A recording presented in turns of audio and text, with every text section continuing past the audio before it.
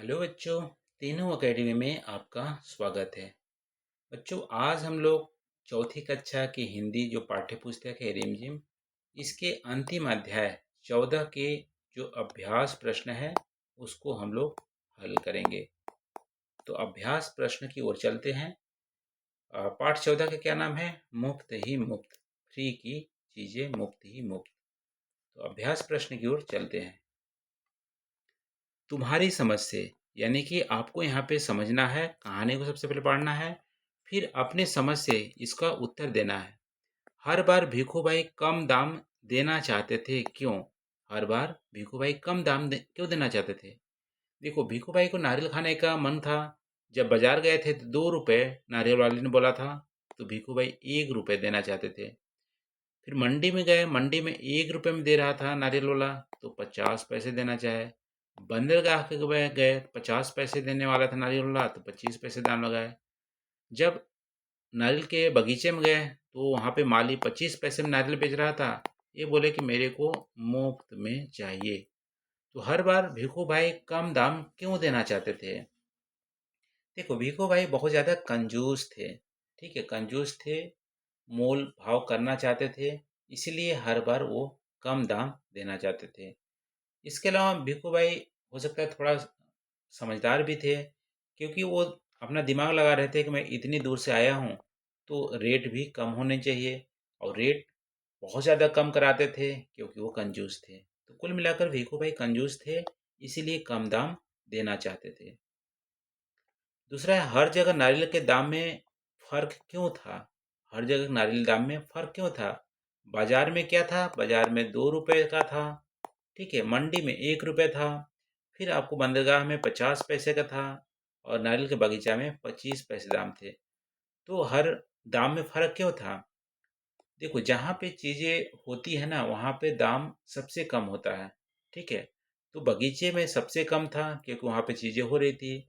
और जैसे जैसे बिचौलिया, बीच वाला जो लोग है ना, बिचौलियों की संख्या बढ़ती गई और दूरियां भी बढ़ती गई। ठीक है, दूरियां बढ़ती गई। तो जैसे जैसे हमारी दूरी होगी और जैसे जैसे हमारा बिचौलियां यहाँ बढ़ते जाएंगे, वैसे वैसे नारियल का दाम हमारा बढ़ता जाएगा। तो यहाँ पे जैसे कि माली के बीच में कोई बिचौलिया नहीं था, बगीचे और माली एक ही लोग थे, तो वहाँ पे सबसे कम दाम था और दूरी भी कम थी। ले जाने के लिए दाम भी नहीं बढ़ते थे। मान लो ले जाने के लिए जो भी आप गाड़ी का खर्चा लगेगा, तो दाम हमारे बढ़ जाते हैं। तो यहाँ पे जो दाम इसलिए बढ़ते थे क्योंकि जो नारियल के खेत से बाजार की दूरी बढ़ती जाती थी और बिचौलियों की संख्या बढ़ते जाते थे, अपना कमीशन लेते थे, इसीलिए दाम हमारा फर्क था। क्या भीखू भाई को नारियल सच में मुफ्त में ही मिला? क्यों? देखो, नहीं, भीखू भाई को नारियल मुफ्त में नहीं मिला। उसे पाने के लिए बहुत दूर पैदल चलना पड़ा, तो समय भी देना पड़ा। उनके जो जूते थे वो भी घिसे। ठीक है, जूते भी घिसे, उतना समय देना पड़ा, और पसीना बहाना पड़ा। पसीना बहाना पड़ा, मेहनत करनी पड़ी। अंत में नारियल के पेड़ पर इतना ज़्यादा रिस्क लिए। ठीक है, रिस्क लिए, और नारियल का चोट भी लगा उनके सर पे गिरने पे। तो इतने सारे कष्ट उनको एक नारियल के लिए करने पड़े, तो मुफ्त में नहीं मिला। मुफ्त में नहीं मिला। आगे है, वे खेत में बूढ़े बरगद के नीचे बैठ गए। तुम्हारे विचार से इस कहानी में बरगद को बूढ़ा क्यों बोला गया है? देखो, बरगद का पेड़ बहुत पुराना होगा। ठीक, बहुत पुराना होगा पेड़, इसीलिए उसको बूढ़ा बरगद बोला गया है। क्या बोला गया है? बूढ़ा बरगद। तो बूढ़ा बरगद इसीलिए बोला गया है।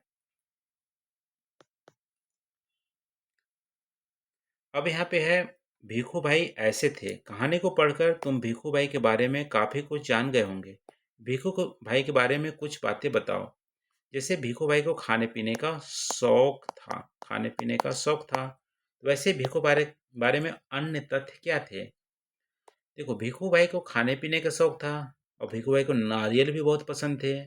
भीखू भाई मेहनती थे, लेकिन कंजूस थे। मेहनती तो थे क्योंकि इतनी दूरी तय करके नारियल खाना जाना चाहते थे, तो मेहनती थे, लेकिन कंजूस थे। वे कम से कम पैसों में नारियल पाना चाहते थे। कम से कम पैसों में नारियल पाना चाहते थे, और भिखू भाई जल्दी हार नहीं मानते थे। ये भी उनके बारे में तथ्य है, जल्दी हार नहीं मानते थे।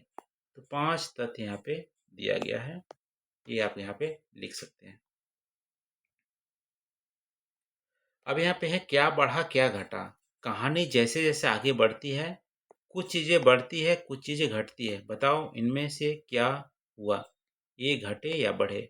नारियल के दाम घटे या बढ़े। देखो बाजार में नारियल दाम सबसे ज़्यादा थे, मंडी में कम थे, फिर बंदरगाह में कम थे, फिर उसके बाद कम होता गया और बागवानी में आपको 25 पैसे मिला और बाद में मुफ्त में भी बोला गया। तो नारियल के दाम घटते ही गए। भिखू भाई की लालच, लालच भिखू भाई की बढ़ती ही गई, क्योंकि बाजार में वो 1 रुपये का रेट लगाए थे, 2 रुपये जब दाम था तो, और फिर बाद में वो 50, 1 रुपये था तो 50 पैसे करते गए, तो लालच उनका बढ़ते गया। रास्ते की लंबाई भी हमारे बढ़े। रास्ते की लंबाई, घर से बाजार की दूरी, फिर मंडी और दूर चला गया, बंदरगाह और दूर होते गए, फिर बंदरगाह से बागवानी जानी पड़ी, उससे दुगना। तो रास्ते की लंबाई भी बढ़ता गया। तो रास्ते की लंबाई क्या हो गया, बढ़े। भीखू भाई की थकान, थकान बढ़ा।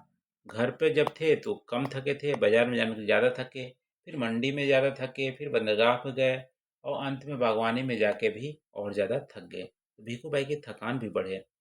नारियल के दाम सिर्फ बढ़े हैं, सॉरी घटे हैं, बाकी दाम हमारे, जैसे भीखू भाई की लालच भी बढ़ी है, रास्ते की लंबाई भी बढ़ी है और भीखू भाई की थकान भी बढ़े हैं।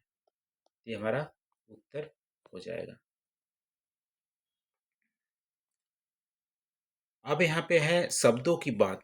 नाना नानी, पतीली पतीला। नाना नानी, जैसे शब्दों से क्या था, नाना नानी बोलते हैं, पतीली पतीला बोलते हैं। वैसे ही काका क्या होंगे, काका काकी, काका काकी। मालिन, मालिन, मालिनी, ठीक है। मटका, मटकी। दर्जी, यहाँ पे मैंने लिख रखा है, देखो काका काकी, दर्जी दर्जिन, मालिन माली, टोकरी टोकरा, मटका मटकी, गद्दा गद्दी। इस तरह से आप यहाँ पे वर्ड लिखेंगे, काका काकी, दर्जी दर्जिन, मालिन माली, टोकरी टोकरा, मटका मटकी, गद्दा गद्दी। तो ये इसका उत्तर हो जाएगा। तो ये रहा बच्चों, इस तरह से हमारा जो चौथी कक्षा की हिंदी पाठ्य पुस्तक है उसके अंतिम अध्याय के जो अभ्यास प्रश्न है इसको भी हम लोग हल किए। तो आज से हमारा चौथी कक्षा की हिंदी पाठ्य पुस्तक की पढ़ाई खत्म होती है। थैंक यू बच्चों, थैंक यू।